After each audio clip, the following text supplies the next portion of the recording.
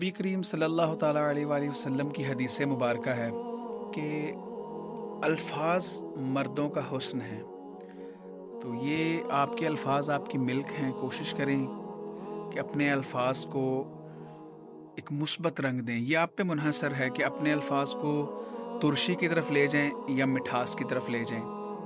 अगर आपके अल्फाज में मिठास होगी तो आपका हुस्न निखरता चला जाएगा, लेकिन अगर आपके अल्फाज में तुरशी होगी तो वही आपका हुस्न मांद पड़ता चला जाएगा। ये अब आप पे मुनहसर है। जो लोग लिखारी हैं, लिखते हैं, वो कोशिश करें कि कुछ ऐसा लिखें जिसके साथ मुआशरे में मुस्बत तब्दीली आए, मुस्बत किरदार अदा करें। आपके अल्फाज सोई हुई कौम को जगाएं। किस्से कहानियाँ लिखी जाती हैं, नावल लिखे जाते हैं, उसको भी मुस्बत रंग दिया जा सकता है। आप देखें कि जिन कौमों से हमने मुकाबले करने थे, हमारे मद्दे मुकाबिल कौमें, वो रिसर्च कर कर के हमारे सरों पर मुसल्लत हो चुकी हैं। हमें ज़हनी गुलाम बना लिया गया है, लेकिन हम अब भी गजाली आंखों वाली, नीली आंखों वाली और पता नहीं क्या कुछ, हम उससे बाहर ही नहीं आ रहे।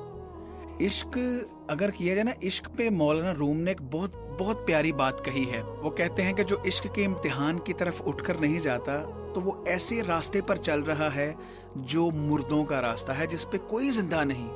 यानी कि इश्क के रास्ते के अलावा तमाम रास्ते मुर्दों के रास्ते हैं। कहते हैं कि इश्क मर्दों का काम है। मुर्दे कहाँ इश्क करते हैं? इश्क तो खुद मुर्दों को खुद से दूर रखता है।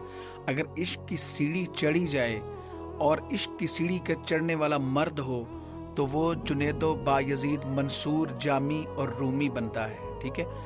लेकिन अगर इश्क करने वाली औरत हो तो वो राबिया, नफीसा और मैमूना जैसी हस्तियां बनती हैं। ये जो जिन्स मुखालिफ का इश्क है ना, ये तो एक जानवरों का काम है। मौलाना रूमी फरमाते हैं कि इश्क हक है, लेकिन अगर हक की पनाह में, हक की रजा से, हक के साथ किया जाए तो ही इश्क जो है ना, ये हक है।